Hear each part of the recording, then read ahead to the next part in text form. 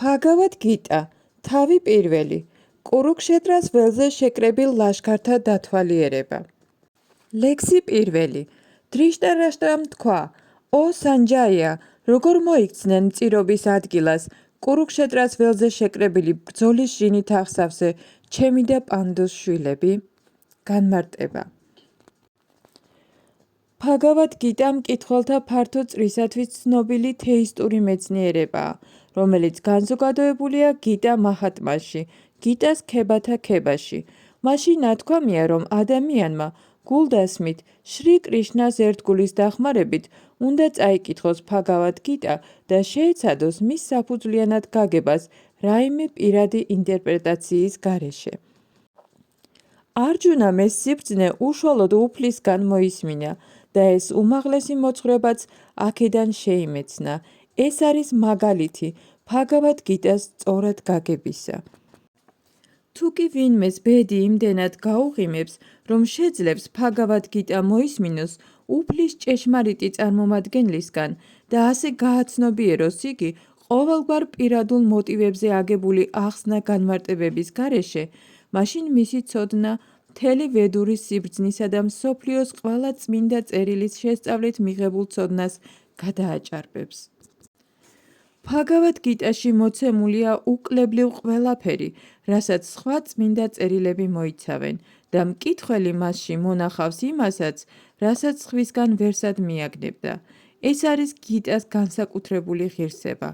იგი სრულყოფილი თეისტური მეცნიერებაა, რადგანაც მას უშუალოდ ღმრთების უზენაესი პიროვნება უფალი შრი კრიშნა გადმოგცემს. როგორც მაჰაბჰარატაშია აღწერილი, თემა, რაზედაც დრიშტარაშტრა და სანჯაია საუბრობენ, ამ დიდებული ფილოსოფიური ძეგლის საფუძველია.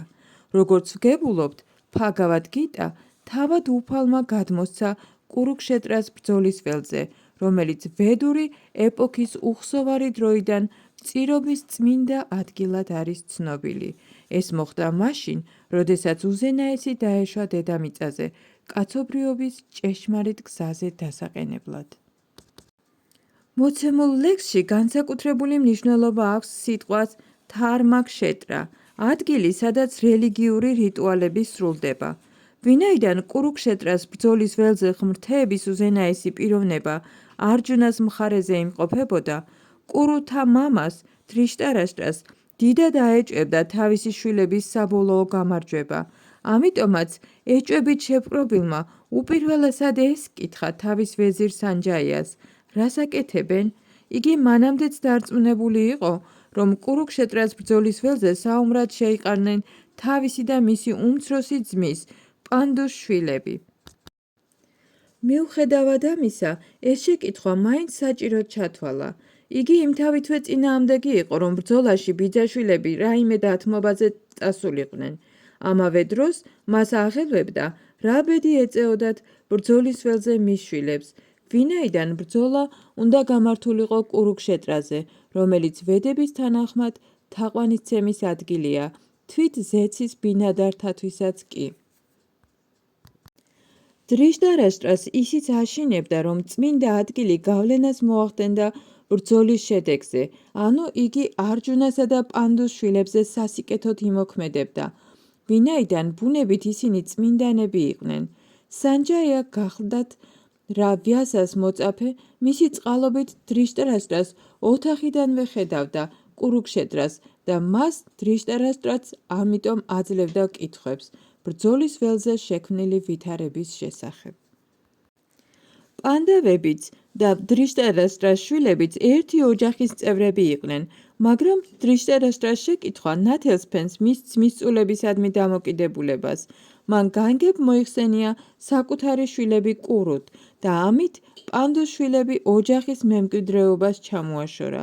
ცხადია, მას თავის ძმისწულებთან, პანდუს შვილებთან არაკეთილგონივრული ურთიერთობა ჰქონდა. ამ საუბრის დასაწყისიდანვე უკვე ნათელი გახდა, რომ კურუქშეტრას წმინდა ველზე რელიგიის უზენაესი მამა, შრი კრიშნა ისე აღგვიდა პირისაგან მიწისა დრიშტარაშტრას ძის, დურიოთანას მსგავსთ, ვითარცა ბრინჯის ყანიდან სარეველა ბალახს. სამაგიეროდ, იქ იუთიშთირას მეთაურობით ჭეშმარიტად რელიგიურ პირებს დაამკვიდრებდა. ასეთი აზრი აქვს სიტყვებს თარმაკშეტრა და კურუკშეტრეს მათ ისტორიულ და ვედურ მნიშვნელობასთან ერთად. ლექსი მეორე. სანჯაიამ თქვა: ო მეფეო, თვალი მოავლო რა პანდუს შვილთა საბრძოლველად განლაგებულ ლაშქარს მეფე დურიოთანა თავის მოძღვარს მიუახლოვდა და შემდეგი სიტყვები წარმოთქვა. განმარტება. დრიშტარაშტა დაბადებიდან ბრმა იყო. სამწუხაროდ იგი სულიერ ხედვასაც მოკლებული გახდათ. მან მშვენივრად იცოდა, რომ სარწმუნოებრივ საკითხში მისი შვილებიც მასავით ბრმანი იყვნენ და მტკიცედ სჯეროდა, რომ ვერასოდეს მორიგდებოდნენ დაბადებიდან ღვთისმოსავ პანდავებთან. მას ისიც ადარდებდა, რომ წირობის წმინდა ადგილზე ბრძოლა მათთვის სასიკეთოდ არ დასრულდებოდა. სანჯაიამ კარგად იცოდა, რატომ კითხა მას დრიშტარას რამ ბრძოლის ველზე შექმნილი ვითარების შესახებ, ამიტომ სურდა გაემხნევებინა გულგატეხილი მეფე და დაერწმუნებინა, რომ მისი შვილები წმინდა ადგილის გავლენის გამოც კი არავითარ დათმობაზე არ წავიდოდნენ. ამ მიზნით სანჯაიამ მეფეს ამცნო შემდეგი: პანდავების საბრძოლო ძალების ხილვის შემდეგ მისმა შვილმა დურიოთანმა უმალვე მხედართმთავარ დრონაჩარიას მიაშურა, რათა არსებული ვითარება შეეტყობინებინა.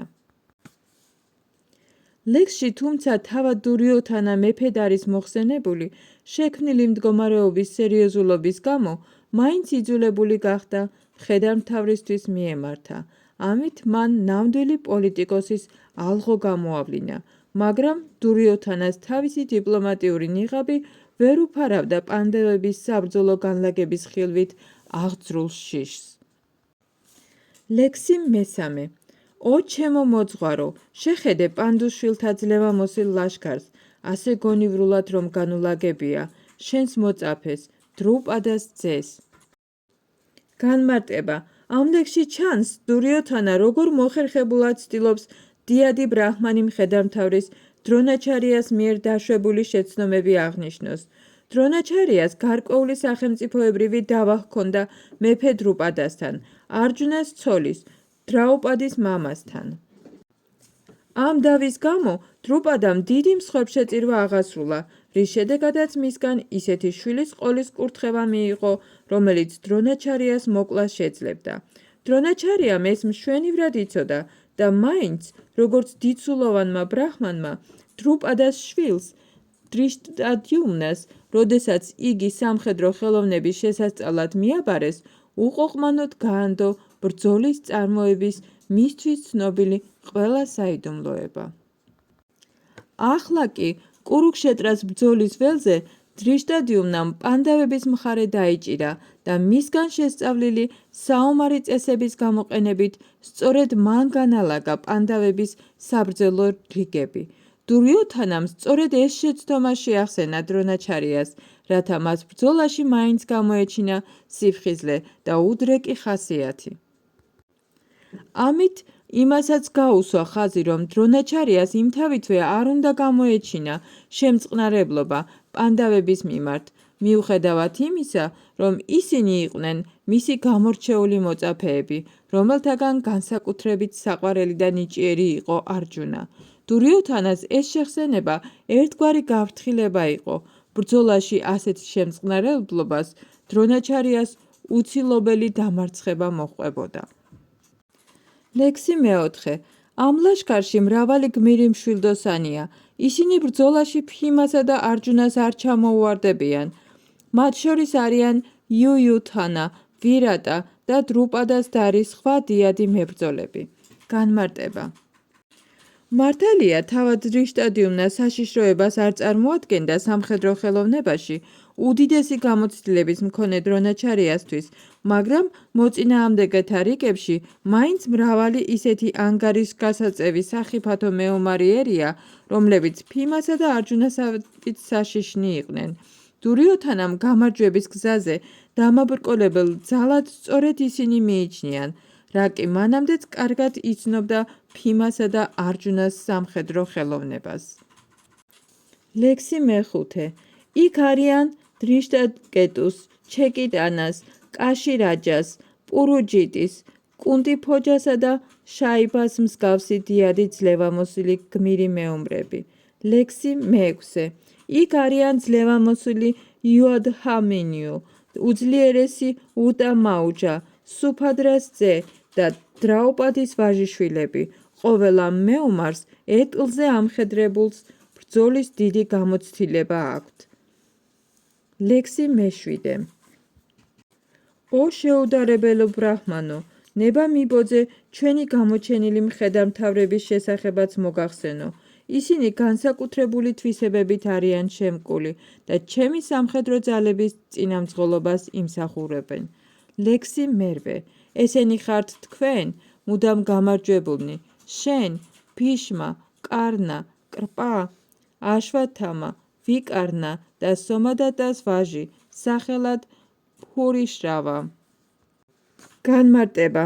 დურიოთანა ჩამოთვლის გამოჩენილ გმირთა სახელებს, რომლებიც ბრძოლის ველიდან მუდამ გამარჯვებული გამოდიან. ვიკარნა დურიოთანას ღვიძლი ძმაა, აშვათამა დრონაჩარიას ვაჟი, საომადატი და ფურიშრავა კი ბაჰლიკების მეფის ძეა. კარნა არჯუნას ნახევარ-ძმაა, ვინაიდან იგი მანამდე იშვა კუნტისგან, სანამ მეფე პანდუ შეირთავდა ცოლად. კრპჩარია დრონაჩარიას ცოლის ტყუპი ძმაა. ლექსი მეცხრე. აქ შეხვდები მრავალ სხვა გმირსაც, რომლებიც მზად არიან თავი გასწირონ ჩემთვის. ყველა წესისამებრ აღჭურვილია 1000 გვარი იარაღით და გამოცდილია სამხედრო ხელოვნებაში. განმარტება. რაც შეეხება ჯაიადრათას, კრიტარვას და შალიას, ყოველი მათგანი მზად გახდათ თავი გაეწირათ დურიოთანასთვის.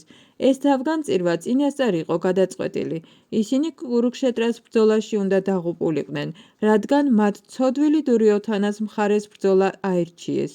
ცხადია, ზემოხსენებული მეგობრების ერთობლივი ძალების მოიმედო დურიოთანას, გამარჯვებაში ეჭვი არ ეპარებოდა. ლექსი მეათე. ჩვენი ძალები განუზომლად დიდია.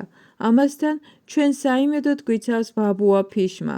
პანდავთა ძალები კი შეზღუდულია, თუმცა მათაც საგულდაგულოდ მფარველობს ბhima. განმარტება. აქ დურიოთანა ერთმანეთს ადარებს ორივე მხარეს განლაგებულ სამხედრო ძალებს და ასკვნის, რომ მისი საომარი შესაძლებლობები განუზომლად დიდია, ვინაიდან მათ ყველაზე გამოცდილი მხედართმთავარი ბაბუა ბhishma იცავს. მეორე მხრივ, პანდავების ძალები ბევრად მცირეა და მათი მეთაურიც ბhimაა, ბhishmasთან შედარებით ნაკლებად გამოცდილი მხედართმთავარი. დურიოთანა ყოველთვის მტრობდა ბhimას, ვინაიდან კარგად იცოდა, რომ სიკვდილი მხოლოდ მისი ხელით ეწერა. ამჯერად კი დარწმუნებული იყო საკუთარ გამარჯვებაში, რადგან მის მხარეს იდგა გაცილებით დიდი სარდალი, ბაბუა ბhishma. მისი გამარჯვების ეს ღრმა რწმენა უსაფუძვლო არ გახდათ. ლექსი მეთორმეტე. ახლა ყველა უკლებლივ მხარში უნდა ამოუდგეთ ბაბუა ბhishmas, როგორც კი ბრძოლის ასპარეზზე შესასვლელ მნიშვნელოვან ადგილებზე განალაგებთ ლაშქართა რიგებს. განმარტება. წინა ლექსში ნაჩვენებია თუ როგორ შეაქო დურიოთანამ ბhishmas სიმამაცე, მაგრამ მან ისიც გაითვალისწინა, რომ დანარჩენ მეგობრებს ვაი თუ დამცირებულად ეკრძნოთ თავი. ამიტომ ამ ლექსში იგი ჩვეული დიპლომატიით შეეცადა შექმნილი უხერხულობის გამოსწორებას. ჯერ ხაზი გაუსვა ბhishma-დევას უდავოდ უდიდეს გმირობას, მაგრამ რა კი იგი საკმაოდ მოხუცებული იყო, ყველას განსაკუთრებით უნდა ეზრუნა მის საიმედო დაცვაზე.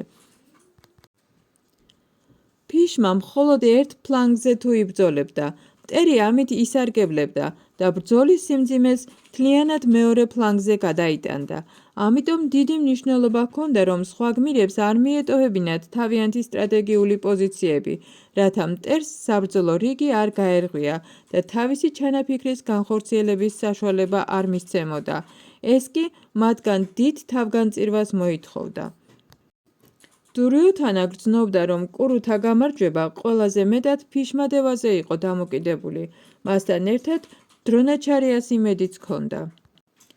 მას ახსოვდა თუ არჯუნას ცოლის დრაუპადის მსოფლიოს დიდ მხედართმთავართა თავყრილობის წინაშე გაშიშვლებას როგორ უპირებდნენ.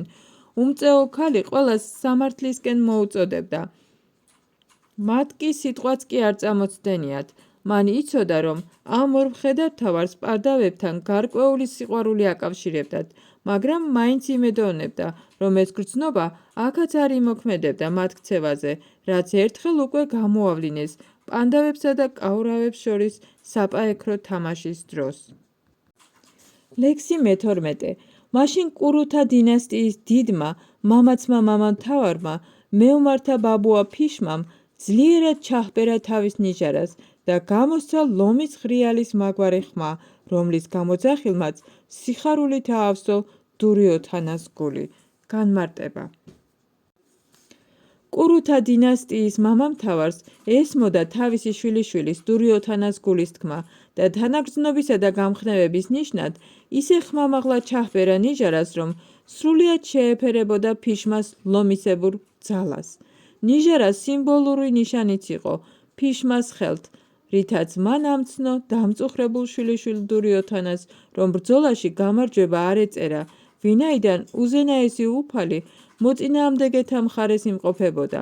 მიუხედავად ამისა, მისი ვალი იყო ებრძოლა თავდაუზოგავად. ლექსი მე-13. ამის შემდეგ უეცრად გაისმა დიდი და პატარა ნიჟარების, დავთაბების, საყვირებისა და ბუქთა ყურის წამღები ხმა. ლექსი მე-14. ამის შემდეგ მოპირდაპირე მხრიდან თეთრი ცხენებით შემმულ დიდებულ ეტლში მსხდომმა უფალმა კრიშნამ და არჯუნამ თავიანთ ღვთაებრივ ნიჟარებს ჩაჰბერეს. განმარტება. ფიშმადევას ნიჟარისაგან განსხვავებით, კრიშნასა და არჯუნას ნიჟარები აქ ღვთაებრივ ნიჟარებად არის წოდებული. მათი ხმა აუწყებდა მოწინააღმდეგეს, რომ კრიშნა პანდავებს უჭერდა მხარს და მათ გამარჯვების იმედი არ უნდა ჰქონოდათ. გამარჯვება მუდამ პანდუს ვაჟიშვილთა მსგავსი ხალხის მხარესაა, ვინაიდან უფალი კრიშნა მათთან არის და სადაც არ უნდა იყოს უფალი, ბედის ქალღმერთიც მასთანაა. იგი არასოდეს ტოვებს თავის მეუღლეს. ასე რომ არჯუნას გამარჯვება და კარგი მომავალი ელოდა, რასაც ვიშნუს, ანუ უფალი კრიშნას ნიჟარის ტრანსცენდენტული ხმოვანება იუწყებოდა. გარდა ამისა, ეტლი, რომელშიც ამჯერად ორი მეგობარი, უფალი და არჯუნა ისხდნენ, არჯუნას აგნიმ ცეცხლის ღმერთმა აჩუქა. ეს კი ეტლში მსხდომთა მიერ სამი სამყაროს საზღვრებში ნებისმიერი ქვეყნის დაპყრობაზე მიუთითებდა. ლექსი მე-15. უფალმა კრიშნამ ჩაბერა თავის ნიჟარას, რომელსაც პანჩაჯანია ერქვა, არჯუნამ თავისას, დევადატას, ფიმამ კი გაუმაძღარმა და დევგმირულ საქმეთა მოქმედმა თავის შიშისმომგვრელ ნიჟარას, რომელსაც პაუნდრა ერქვა. განმარტება. ამ ლექსში უფალი კრიშნა შრიკეშად ერთგულთა გრძნობების წარმმართველად არის მოხსენიებული, ვინაიდან მხოლოდ მას ეკუთვნის ყოველთა გრძნობები. ცოცხალი არსებები უფლის განუყოფელი ნაწილაკები არიან, ამიტომ მათი გრძნობებიც უფლის გრძნობათა განუყოფელ ნაწილაკებს წარმოადგენს. უფალი ყოველი ცოცხალი არსების გულშია და წარმართავს მათ გრძნობებს, მაგრამ ეს ხდება თავად ცოცხალი არსების მინდობის შესაბამისად. წმინდა ერთგულთა შემთხვევაში კი უფალი უშუალოდ ზედამხედველობს მათ გრძნობებს. აქაც კურუქშეტრას ბრძოლის ველზე იგი პირადად წარმართავს არჯუნას ტრანსცენდენტულ გრძნობებს, ამიტომ მისი ერთ-ერთი სახელია შრიკეშა. სხვადასხვა მოვლენის შესაბამისად უფალი მრავალი სახელით მოიხსენიება. მაგალითად, მათუსუდანა, ვინაიდან მოკლა დემონი მათუ, აგრეთვე გოვინდა, ვინაიდან სიამოვნებას ანიჭებს ძროხებსა და გრძნობებს, ვასუდევა, რადგან ვასუდევას შვილად მოევლინა დედამიწას, დევაკი ნანდანა, ვინაიდან მან დევაკი საკუთარ დედად მიიღო, იაშოდა ნანდანა, ვინაიდან ვრინდავანში ბავშვური გართობებით დაასაჩუქრა იაშოდა. პართა სარათი, ვინაიდან არჯუნას მეეტლე იყო, სწორედ ასევე მას უწოდებენ შრიკეშას, ვინაიდან იგი წარმართავდა არჯუნას გრძნობებს კურუქშეტრას ბრძოლის ველზე. ამ ლექსში არჯუნა მოხსენიებულია როგორც თანანჯაია, რადგან იგი ქონების დაგროვებაში ეხმარებოდა თავის უფროს ძმას, მეფეს, რომელმაც სხვადასხვა მსხვერპლშეწირვის ჩასატარებლად ხარჯები გაიღო. სწორედ ასევე ფიმა ცნობილია როგორც ვრიკოდარა, ვინაიდან იმდენი შეეძლო ეჭამა, რამდენ დევგმირულ საქმესაც ჩაიდენდა. თუნდაც დემონი ჰიდიმბა მოეკლა. ამდენად პანდავების მხარესმყოფთა მიერ აგუგუნებული ყოველი ნიჟარის ხმა დაწყებული უფლის ნიჟარით მხნეობას მატებდა საბრძოლველად თავშეყრილ მეომრებს. მოწინააღმდეგე მხარეს არ ყავდა ასეთი დიდებული გმირები, არ ყავდათ უზენაესი წინამძღოლი უფალი კრიშნა და მათთან არც ბედის ქალღმერთი იყო. ამდენად ისინი განწირული იყვნენ, წაეგოთ ბრძოლა. ნიჟარების ხმამაც სწორედ ეს აუწყა კურუქშეტრას ველზე განლაგებულ ლაშქარს. ლექსი 16-18 კუნტის ვაჟიშვილმა მეფე იუთიშთირამ ჩაჰბერა თავის ნიჟარა ანანტავიჯაიას, ნაკულამ და საჰადევამაც ჩაჰბერეს ნიჟარებს, სუქოშასა და მანიპუშპაკას. ამასთან ერთად დიადმა მშვილდოსანმა, კაშის მეფემ, ძლევამოსილმა მებრძოლმა, შიქანდიმ, დრიშტადიუმნამ, ვირატამ, დაუმარცხებელმა სატიაკიმ, დრუპადამ, დრაუპადის ვაჟიშვილებმა და სხვებმა, ო მეფეო, სუფადრას მკლავმაგარი შვილის მსგავსმა მეომრებმა, ყველამ თავისი ნიჟარა აახმიანა. განმარტება. სანჯაიამ ტაქტიანად მიუთითა მეფე დრიშტარაშტრას, რომ მისი არაშორს მჭვეტელური პოლიტიკა პანდუს ვაჟიშვილების, მოტყუებისა და საკუთარი შვილების ტახტზე აღმართვის მცდელობა მოსაუწონი არ იყო. მრავალი ნიშანი უკვე აშკარად მოასწავლებდა, რომ დიდ ბრძოლაში დაიღუპებოდა კურუს მთელი დინასტია, დაწყებული ბაბუა ფიშმათი, დამთავრებული შვილიშვილებით, როგორებიც იყვნენ აფიმანიუ და სხვები, მსოფლიოს მეფეთა ჩათვლით. უკლებლი ყველა სასიკვდილოდ იყო განწირული. მთელი ამ უბედურების მიზეზი კი გახდათ მეფე დრიშტარაშტრა, ვინაიდან იგი თავისი შვილების ძრახებს მხარს უჭერდა.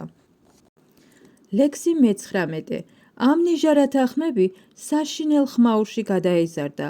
ცადა დედამიწა შეარყია და შეძრა დრიშტარაშტრას ვაჟიშვილთა გულები. განმარტება. ფიშმას, ნიჟარისა და დურიოთანას სხვა მომხრეთა ნიჟარების ხმაზე პანდავები არ შეშინებულან. ასეთი რამ არსად არის ნათქვამი, მაგრამ ზუსტად ამ ლექსში მითითებულია, რომ პანდავების მომხრეთა მიერ გამოცებულმა ხმებმა დრიშტარაშტრას ვაჟიშვილების გულები ნამდვილად შეძრა. პანდავების შეუძლებლობის მიზეზი იყო თავად პანდავების რწმენა უფალი კრიშნასადმი. მას, ვინც უზენაეს უფალს შეაფარა თავი, უდიდესი განსაცდელის დროსაც კი არაფრის ეშინია. ლექსი 20 ამ დროს პანდუს ვაჟიშვილმა არჯუნამ, რომლის ეტლზეც ჰანუმანის გამოსახულებით დამშვენებული დროშა იყო აღმართული, ხელთიპყრა მშვილდი და ისრების სატყორცნელად მოემზადა. ო მეფეო, მებრძოლ რიგებად დაწყობილი დრიშტარაშტრას შვილების დანახვაზე არჯუნამ ასე მიმართა უფალ კრიშნას. განმარტება. ბრძოლა ისიც იყო უნდა დაწყებულიყო. ჩანს, რომ დრიშტარაშტრას შვილები მეტნაკლებად შეაშფოთა პანდავების სამხედრო ძალების ასეთმა მოულოდნელმა განლაგებამ და იმან, რომ ბრძოლის ველზე მათ უშუალოდ უფალი კრიშნა ხელმძღვანელობდა. არჯუნას დროშაზე გამოსახული ჰანუმანის ემბლემაც გამარჯვების მაუწყებელია, ვინაიდან ჰანუმანი რავანასთან ბრძოლაში ეხმარებოდა უფალ რამას, რომელმაც გამარჯვება მოიპოვა. ახლა კი რამაცა და ჰანუმანიც არჯუნას ეტლში იმყოფებოდნენ მის დასახმარებლად. უფალი კრიშნა თავად რამაა და სადაც უნდა იყოს უფალი რამა, მასთან არიან მისი მარადიული მსახური ჰანუმანი და მისი მარადიული მეუღლე სიტა, ბედის ქალღმერთი. მას რისი უნდა შეშინებოდა არჯუნას? გარდა ამისა, გრძნობათა მეუფე უფალი კრიშნა პირადად იყო მასთან, ვითარცა წინამძღოლი, რომლისგანაც არჯუნას ნებისმიერი საჭირო რჩევის მიღება შეეძლო ბრძოლის წარმართვის თაობაზე. ყველა ეს სასიკეთო პირობა, რომელიც უფალმა თავის მარადიულ ერთგულს შეუქმნა, უეჭველს ხდიდა არჯუნას გამარჯვებას. ლექსი 21-22. არჯუნამ თქვა: "ო შეუცდომელო, გთხოვ გაიყვანე ჩემი ეტლი ლაშქართა შორის, რათა ვიხილო აქ შეკრებილი, ბრძოლას მოწყურებული მეომრები, რომლებთანაც მომიწევს შერკინება ამ დიდ ომში." განმარტება. თუმცა უფალი კრიშნა ღმრთების უზენაესი პიროვნებაა, თავისი უმიზეზო წყალობით იგი საკუთარ მეგობარს, არჯუნას ემსახურება. უნაკლოა მისი სასიყვარულო ურთიერთობა თავის ერთგულებთან, მათთვის ის ყველაფრისთვის მზად არის. როგორც მეეტლე, იგი არჯუნას ბრძანებათა მორჩილი უნდა ყოფილიყო და ვინაიდან იგი უყოყმანოდ შეუდგა თავისი მოვალეობის შესრულებას, ლექსში არჯუნა მას შეუცდომლის სახელით მიმართავს. თუმცა უფალი საკუთარი ერთგულის მეეტლის სახით წარმოგვიდგა, ეჭვი არავის უნდა შეეპაროს, რომ იგი უზენაესია, რომ ნებისმიერ ვითარებაში იგია ღმრთების უზენაესი პიროვნება, შრიკეშა, მთელ გრძნობათა მეუფე. ურთიერთობა უფალსა და მის მსახურს შორის უაღრესად თბილი და ტრანსცენდენტულია. მსახური ყოველთვის მზადაა ემსახუროს უფალს და უფალიც არ კარგავს შესაძლებლობას ამ სიკეთისათვის სიკეთით უპასუხოს თავის ერთგულს. მას მეტ სიამოვნებას ანიჭებს თავის წმინდა ერთგულს ბრძანების გაცემის საშუალებას რომ აძლევს, ვიდრე ის, რომ თავად იძლევა განკარგულებას. იგი ბატონია ყოველთა, რომლებიც მის ნებას ემორჩილებიან და მის უმაღლეს არავინაა ისეთი, მას რაიმე უბრძანოს, მაგრამ როდესაც უფალი წმინდა ერთგულისგან იღებს ბრძანებას, ტრანსცენდენტულ სიამოვნებას განიცდის, თუმცა ის მაინც რჩება შეუცდომელ და ყოვლისშემძლე ბრძანებლად. როგორც უფლის წმინდა ერთგულს, არჯუნას არ სურდა თავის ბიძაშვილებთან ბრძოლა, მაგრამ დურიოთანამ, რომელიც ჯიუტად უარყოფდა რაიმე მშვიდობიან შეთანხმებას, აიძულა ბრძოლის ველზე გამოსულიყო. ახლა კი თავად არჯუნასაც ერთი სული ჰქონდა ეხილა საომრად შეკრებილი მხედართმთავრები. მიუხედავად იმისა, რომ უკვე საომრად გაწყობილ ლაშქართან შერიგების მცდელობაზე ფიქრიც არ შეიძლებოდა, მას მაინც ეწადა დაენახა ისინი და გაეკო, რამდენად მტკიცედ ჰქონდათ გადაწყვეტილი ძმათამკვლელი ომი. ლექსი 24. მაჩვენე ისინი, ვინც საბრძოლველად შეიკრიბნენ აქ, რათა სიამოვნება მოჰგვარონ დრიშტარაშტრას ბოროტ შვილს. განმარტება. აღარავისთვის არის საიდუმლოება, რომ დურიოთანა მამამისთან დრიშტარაშტრასთან ერთად ბოროტ გეგმებს აწყობდა, რათა პანდავების სამეფო ტახტი უკანონოდ ჩაეგდო ხელში. ამიტომ ის მეომრებიც, რომლებიც დურიოთანას უჭერდნენ მხარს, ერთი ყაიდისანი უნდა ყოფილიყვნენ. არჯუნას ომის დაწყებამდე სურდა მათი ბრძოლის ველზე ნახვა, გაგება მათი ვინაობისა და მათი ძალების შეფასება, მაგრამ აზრადაც არ მოსვლია მათთან მშვიდობიანი შეთანხმება. ცხადია, რომ მათი ხილვა მას მოწინააღმდეგის ძალების შესაფერებლადაც სურდა, თუმცა მტკიცედ იყო დარწმუნებული საკუთარ გამარჯვებაში, რადგან კრიშნა მის მხარეს იდგა. ლექსი 24. სანჯაიამ თქვა: "ო ფარატას შთამომავალო, არჯუნას ამ თხოვნის პასუხად უფალმა კრიშნამ დიდებული ეტლი მოწინააღმდეგე ლაშქართა შუა გაიყვანა." განმარტება. ამ ლექსში არჯუნა გუდაკეშად იწოდება. გუდაკა ნიშნავს ძილს, მას კი ვინც ძილზე იმარჯვებს, გუდაკეშას უწოდებენ. ძილი უგუნურებასაც ნიშნავს, ამრიგად ამ სახელდების მიხედვით კრიშნასთან მეგობრობით არჯუნამ ძილსაც ძლია და უგუნურებასაც. მას წამიდაც არ დავიწყებია კრიშნა, რადგან ასეთია დიადი ერთგულის ბუნება. იგი ძილში თუ ცხადში, მარად კრიშნას სახელზე, ფორმაზე, თვისებებსა და გართობებზე ფიქრობს და ძილსა და უგუნურებას ამიტომაც ამარცხებს. ამგვარ მდგომარეობას საკუთარ თავში კრიშნას ცნობიერება, ანუ სამათი ეწოდება. როგორც შრიკეშამ, იგი ყოველი ცოცხალი არსების გრძნობებისა და ჭკუის წარმმართველმა, კრიშნამ იცოდა თუ რატომ სთხოვა არჯუნამ მას ლაშქართა შუა ეტლის გაყვანა, ამიტომ შეასრულა მისი თხოვნა და შემდეგი სიტყვები წარმოსთქვა. ლექსი 25. ფიშმას დრონასა და მსოფლიოს დანარჩენი სარდლების თანდასწრებით უფალმა მიმართა არჯუნას. ხედავ, პართა, ყველა კურუ აქაა შეკრებილი.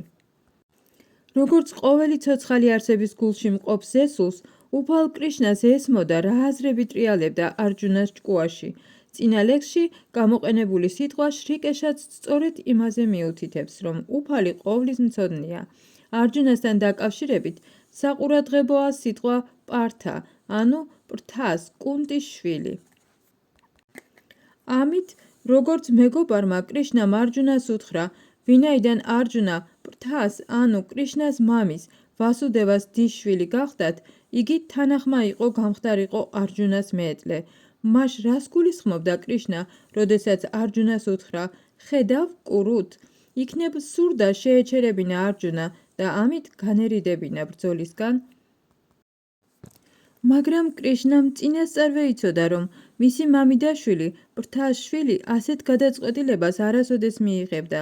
მაშასადამე ეს იყო მეგობრული ხუმრობა, რითაც უფალმა არჯუნას ანიშნა, მისი ფიქრები რომ უკვე იცოდა.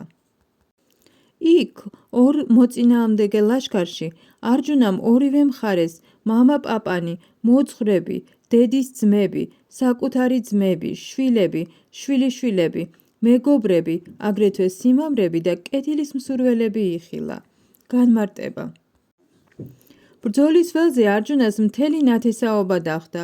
იგი ხედავდა ბურიშრავას, რომელიც მამამისის თანატოლი იყო, ბაბუებს, ფიშმასა და სომადატას, მოძღვრებს, დრონაჩარიასა და კრიფაჩარეას, დედის ძმებს, შალაიასა და შაკუნის, საკუთარ ძმებს, როგორიც იყო დურიოთანა, შვილებს, როგორიც იყო ლაქშმანა, მეგობრებს, როგორიც იყო აშვათამა, კეთილის მსურველებს, როგორიც იყო კრატარვამა და ერთი სიტყვით მან დაინახა ორივე ლაშქარი, რომლის რიგებშიც ბევრი მისი ახლობელი ერია. ლექსი 27-28. ამდენი მეგობრისა და ნათესავის ხილვამ კუნტის შვილი არჯუნა სიბრალულით აავსო და მან თქვა: ო კრიშნა, ჩემს წინაშე მდგომი, ბრძოლის სურვილით შეპყრობილი მეგობრებისა და ნათესავების შემყურეს კიდურები მიკანკალებს და პირი მიშრება. განმარტება. უფლის ყველა გულწრფელი ერთგული წმინდანების ღვთაებრივი არსებების, ანუ ნახევარღმერთების ყოველ ღირსებას ფლობს. მაშინ, როდესაც არაერთგულებს, რაც არ უნდა მაღალი განათლებითა და კულტურით თუ სხვა მატერიალური უპირატესობით იყვნენ აღჭურვილნი, არ გააჩნიათ რაიმე ღვთაებრივი თვისება. ამიტომ, როდესაც არჯუნამ ბრძოლის ველზე ერთმანეთის წინააღმდეგ გამხედრებული ნათესავები, ახლობლები თუ მტრები იხილა, უმალ სიბრალულით აღივსო. რა თქმა უნდა, თავის მეომრებზე მას თავიდანვე გული შესტკიოდა, მაგრამ ებრალებოდა მოწინააღმდეგეთა მეომრებიც, ვინაიდან ხედავდა მათ გარდაუვალ სიკვდილს. ამიტომაც კიდურები აუკანკალდა და პირი გაუშრა. იგი ცოდა არ იყოს განაცვიფრა მათმა მებრძოლმა სულისკვეთებამ. ფაქტობრივად, მასთან საუმრად არჯუნას ყოველი სისხლით ნათესავი ერთიანად გამოვიდა.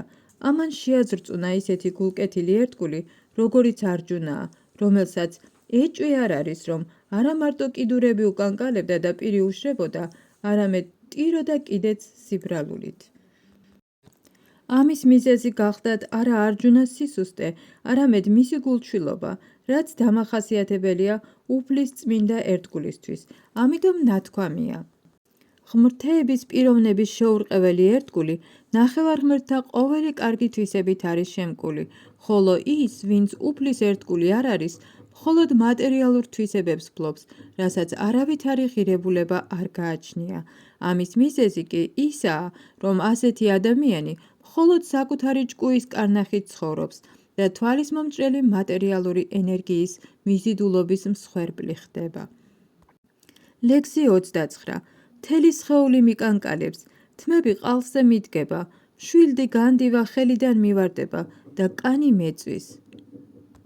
განმარტება. სხეულის კანკალი და თმების ყალსზე დადგომა შეიძლება ორმა გარემოებამ გამოიწვიოს, ან ძლიერმა სულიერმა ექსტაზმა, ან ყოფითი პირობებით გამოწვეულმა თავზარდამცემმა შიშმა. ტრანსცენდენტული შემეცნების გზაზე შიშის განცდა არ არსებობს. ამ შემთხვევაში არჯუნას მხელვარება მიწიერი სიცოცხლის დაკარგვის შიშით არის გამოწვეული. ეს აშკარაა სხვა ნიშნებითაც. იგი იმდენად შეშფოთდა, რომ მშვილდი განდივა ხელიდან უვარდება და შინაგანი მხურვალების გამო თითქოს კანიც ეწვის. ყოველივე ამის მიზეზი სიცოცხლეზე არჯუნას მატერიალისტური შეხედულება იყო.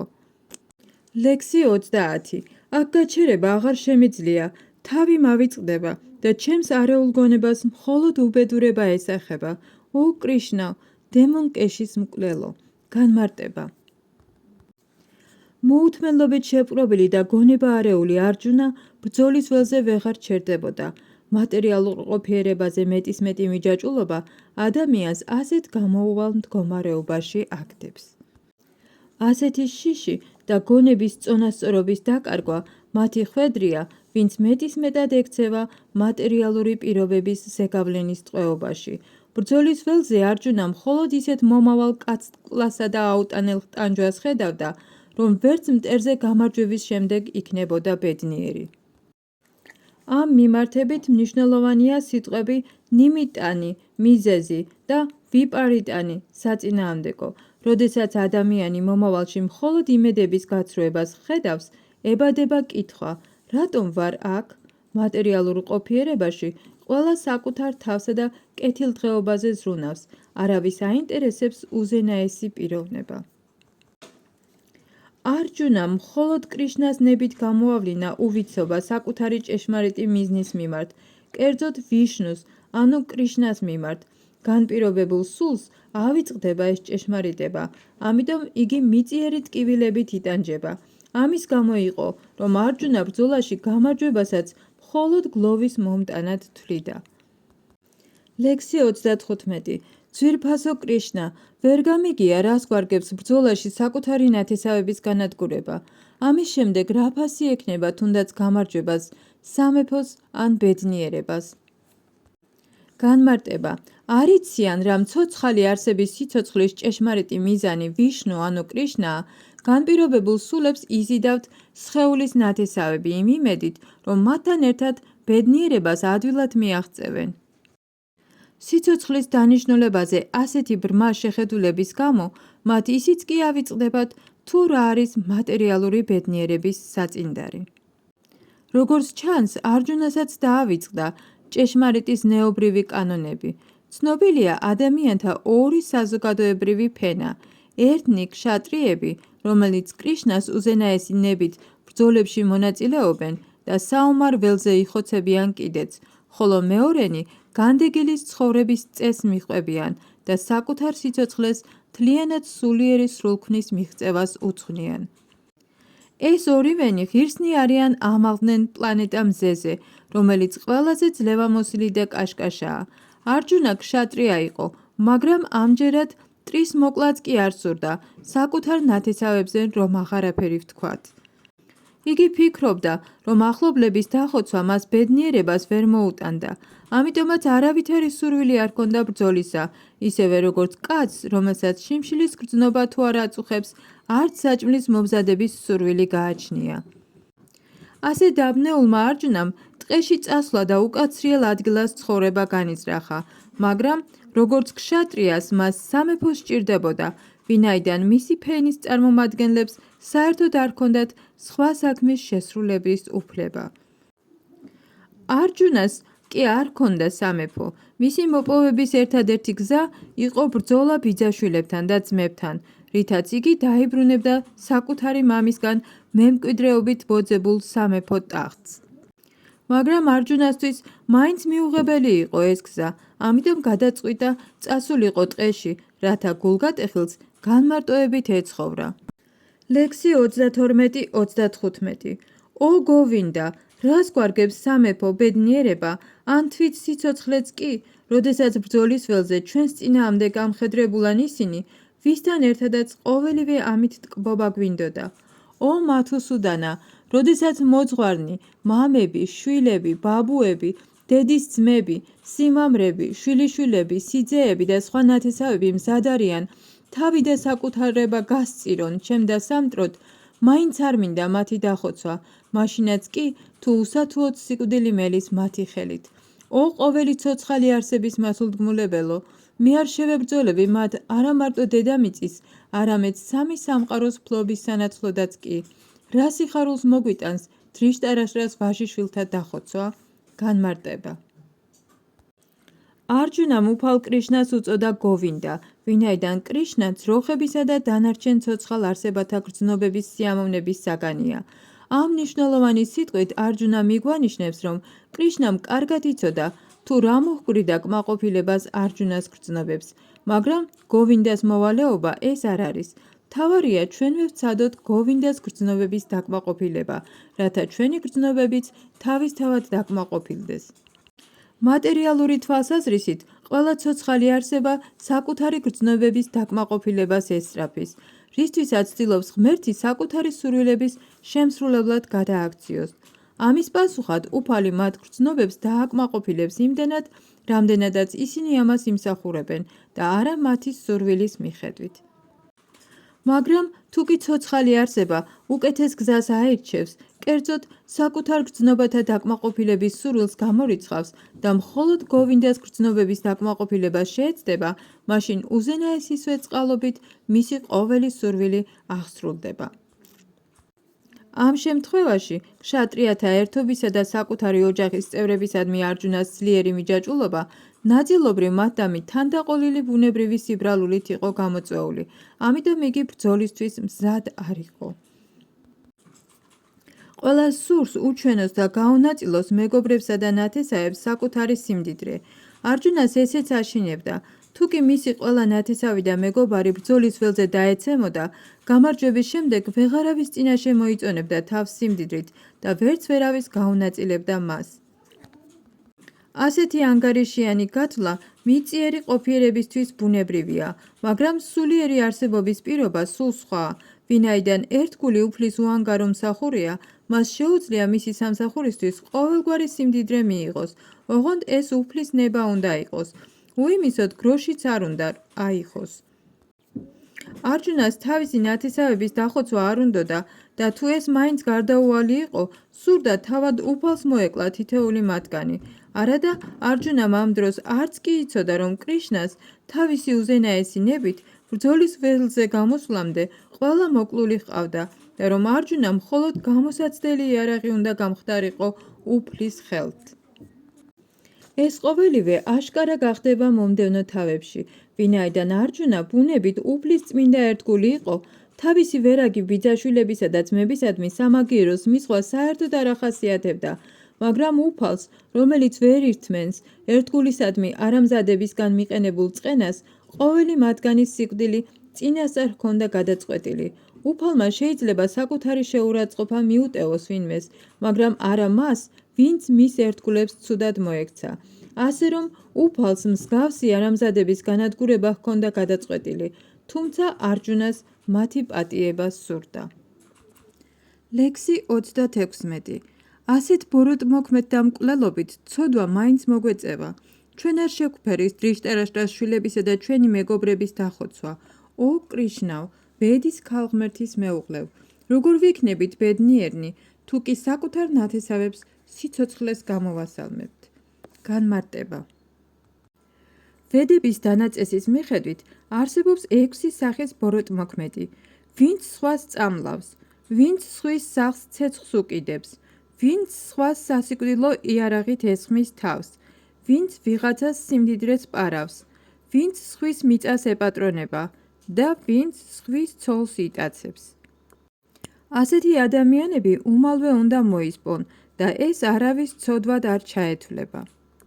უბრალო ადამიანისთვის ასეთი შურისძიება ბოროტების მიმართ ჩვეულებრივი საქმეა, მაგრამ არჯუნა სხვა სიმაღლეზე იდგა, მას წმინდანის ბუნება ჰქონდა, ამიტომ სურდა ბრძოლის ველზეც წმინდანივით მოქცეოდა მოწინააღმდეგეს. მაგრამ ასეთი წმინდანობა ქშატრიასთვის არ უნდა იყოს ნიშანდობლივი, თუმცა ქვეყნის სათავეში მდგარი ხელისუფალი წმინდანიც უნდა იყოს, მას სიმხდალი არ შეშვენის. მაგალითად, უფალი რამა იმდენად დიდი წმინდანი იყო, რომ ხალხი დღესაც ნატრობს მის ღვთიურ სამეფოში, რამა რაჯაეში ცხოვრებას. მაგრამ იგი მხდალი არასოდეს ყოფილა. როცა მას რავანამ მეუღლეს სიტა მოსტაცა, უფალმა რამამ ამ ბოროტმოქმედს ისეთი დღე დააწია, რომლის მსგავსიც მსოფლიოს ისტორიაში არ მოიძებნება.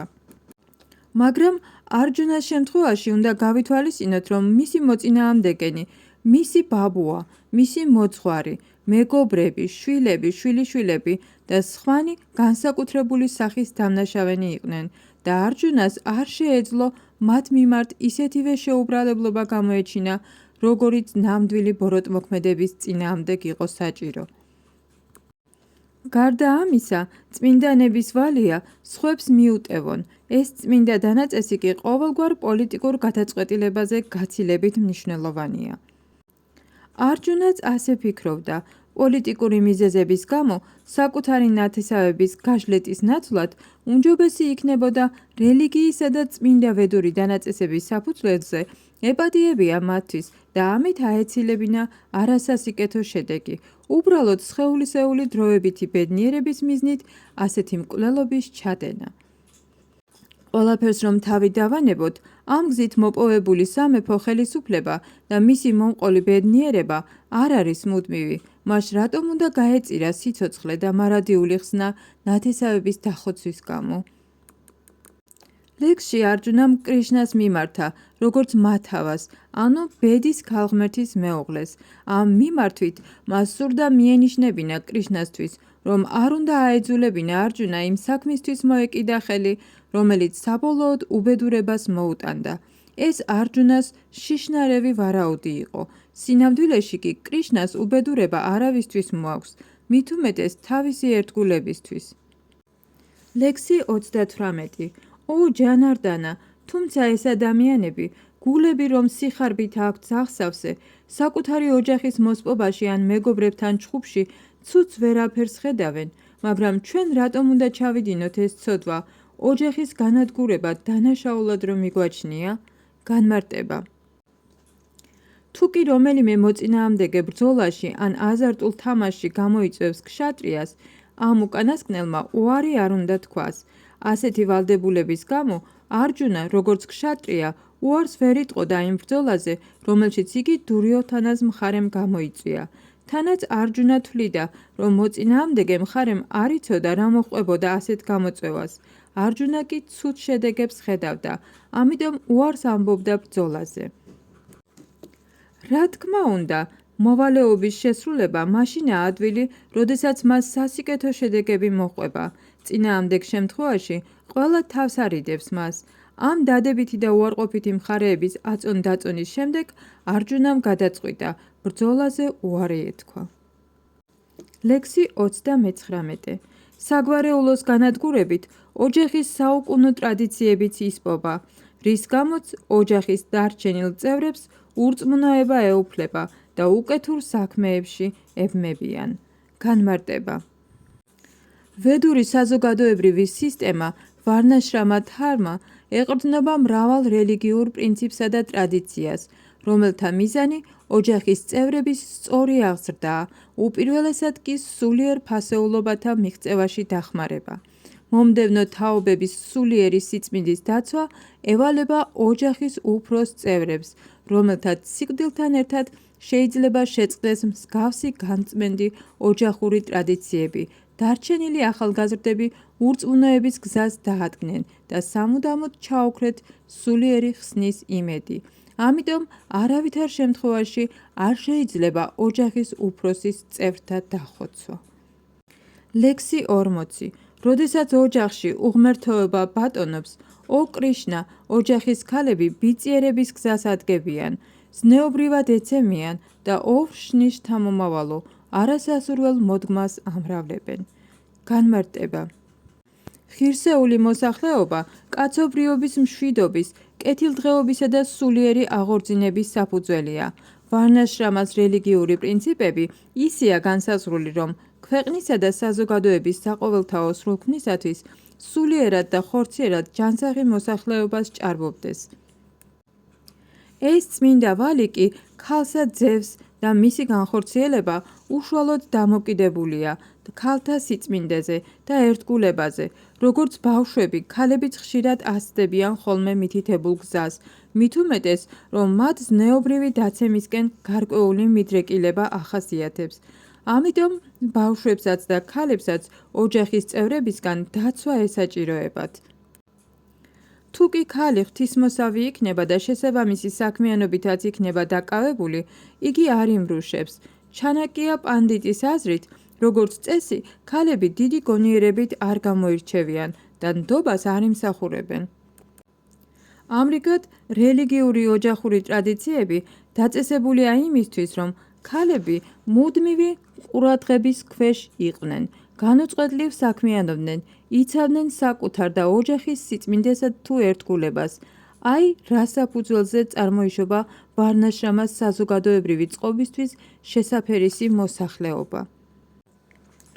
ვარნაშრამა თარმას დაცემასთან ერთად ბუნებრივია, ქალები მოქმედების თავისუფლებას იძენენ, კაცებს უახლოვდებიან და მრუშობენ, რასაც არასასურველი მოსახლეობის გამრავლების საფრთხე მოჰყვება. უპასუხისმგებლო მამაკაცებიც ხელს უწყობენ ამგვარ ზნეობრივ თავაშვებულობას და დაბადებიდანვე უკვე მანკიერმა ბავშვებმა წალეკეს კაცთა მოდგმის ასპარეზი, რასაც დღეს თუ ხვალ უნდა მოჰყვეს ომებისა და ეპიდემიების საშიშროება. ლექსი 41.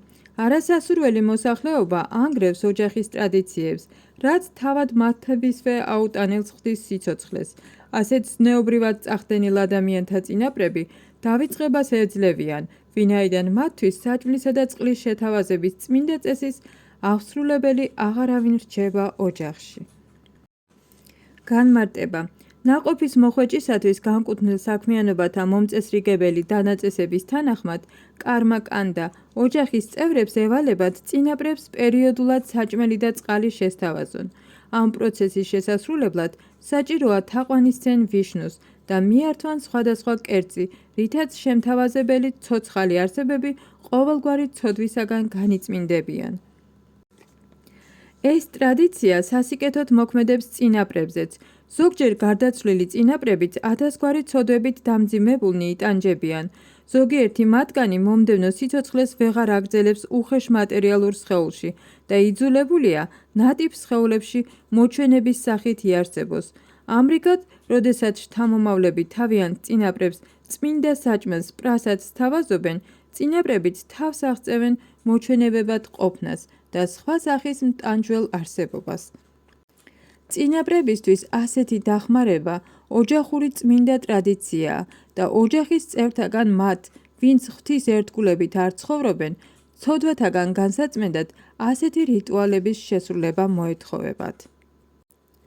მათ კი, ვინც ერთგულად ემსახურებიან უფალს, არც ცოდვები ამძიმებთ და არც ვალდებულნი არიან მათ მოსატევებლად იღვაწონ. შთამომავლთაგან უბრალოდ ღვთის ერთგული მსახურება კმარა, რათა ასობითა და ათასობით წინაპარი ყოველგვარი ტანჯვისგან იხსნან. ფაგავად გიტაში ნათქვამია.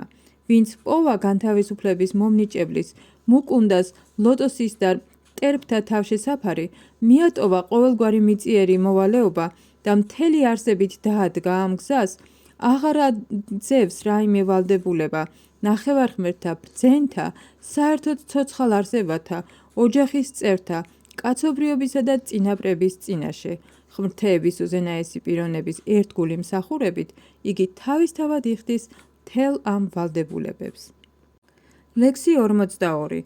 ოჯახური ტრადიციების დამანგრეველთა ავი საქმეებით დასაბამი ეძლევა არასასურველ შთამომავლობას, ისპობა საზოგადოებრივი აყვავების შესაძლებლობები და ოჯახური კეთილდღეობა ქრება. განმარტება. ადამიანთა საზოგადოებრივი ცხოვრების 4-ვე ფენას საკუთარი გეგმები აქვს საოჯახო კეთილდღეობის საქმიანობათა მოსაწესრიგებლად. ეს გეგმები სანატანა თარმას ან ვარნაშრამა თარმას საზოგადოებაში ადამიანებს საბოლოო ხსნის საშუალებად ეძლევათ. ამიტომ საზოგადოებას უპასუხისმგებლო ლიდერთა მიერ სანატანა თარმას ტრადიციების დარღვევა საზოგადოებაში ქაოსს იწვევს და ხალხიც ივიწყებს სიცოცხლის მიზანს, ვიშნუს. ასეთი ბრმა ლიდერების მიმდევრებიც აუცილებლად დაიღუპებიან. ლექსი 53. ო კრიშნა, კაცობრიობის მასულდგმულებელო, მოწაფეობრივ თანმიმდევრობაში მყოფ მოძღვართაგან მსმენია, რომ ჯოჯოხეთია ოჯახური ტრადიციების დამრღვევთა საუკუნო სამყოფელი. განმარტება. არჯუნა მსჯელობს არა პირადი გამოცდილების საფუძველზე, არამედ ეყრდნობა იმას, რაც ავტორიტეტულ ბრძენ მოძღვართაგან მოусმენია. ამ ცოდნას შეიცნობს მხოლოდ ის, ვინც დახმარებისთვის სიბრძნესთან ზიარებულ ადამიანს მიმართავს. ასეთია ჭეშმარიტი ცოდნის მიღების გზა. ვარნაშრამა საზოგადოებაში არსებობს გარკვეული ტრადიცია, თუ როგორ უნდა მოინანიოს ადამიანმა სიცოცხლეში ჩადენილი ცოდვები, სიკვდილის წინ. ამ პროცესს პრაიაჩიტა ეწოდება. ვინც ცოდვათა მიტევების ამ შესაძლებლობით არ ისარგებლებს, აუცილებლად ჯოჯოხეთის პლანეტებზე მოხვდება, რათა იქ მრავალი სიცოცხლის მანძილზე იტანჯოს. ლექსი 44. ვაი რომ მზად ვართ უმძიმესი ცოდვები ჩავიდინოთ. სამეფო დიდებით განცხრომას მოწყურებულთ, ჩვენ ხომ საკუთარი ნათესავების ამოხოცვა გვაქვს განზრახული. განმარტება. მხოლოდ საკუთარ თავზე მაფიქრალ ადამიანს შეიძლება ეადვილებოდეს საკუთარი ძმის, მამის ან დედის მკვლელობა. მსოფლიოს ისტორიაში ამის მრავალი მაგალითი არსებობს, მაგრამ არჯუნას, როგორც უფლის წმინდა ერთგულს, არასოდეს ავიწყდება ზნეობრივი კანონები და ცდილობს მსგავს ცოდვებს თავი აარიდოს. ლექსი 45. მირჩევნია მე, უიარაღო და წინააღმდეგობის სურვილს მოკლებული, დრიშტარაშტას იარაღასხმულმა შვილებმა მომკლან, ბრძოლის ველზე. განმარტება. ქშატრიათა საბრძოლო კანონების თანახმად, უიარაღო და ბრძოლის სურვილს მოკლებულ მტერს არ უნდა შეუტიო, მაგრამ არჯუნამ გადაწყვიტა, არ შებრძოლებოდა შეიარაღებულ, საბრძოლველად განწყობილ და შეტევაზე გადმოსულ მტერსაც კი. იგი არ ითვალისწინებდა იმასაც კი, თუ რაოდენ დიდი იყო მისი მოწინააღმდეგის საბრძოლო შინი. გულჩვილობის ყოველი ეს ნიშანი მიუთითებდა, რომ არჯუნა უფლის დიადი ერთგული იყო. ლექსი 46. სანჯაია განაგრძობდა. წარმოთქვა რა ეს ბრძოლის ველზე მყოფმა არჯუნამ შვილდისარი გვერდით გადადო და ეტლში ჩაეშვა. სევდას მოეცვა მისი გონება. განმარტება. მტრის განლაგებათა დათვალიერებისას არჯუნა ეტლში ფეხზე იდგა, მაგრამ როცა გლოვა მოეძალა, შვილდისარი გადადო და ეტლში სკამზე დაეშვა. ასეთი კეთილი და გულჩვილი ადამიანი, რომელიც ერთგულად ემსახურება უფალს, უდაოდ ღირსია მიიღოს ცოდნა საკუთარი მეობის შესახებ.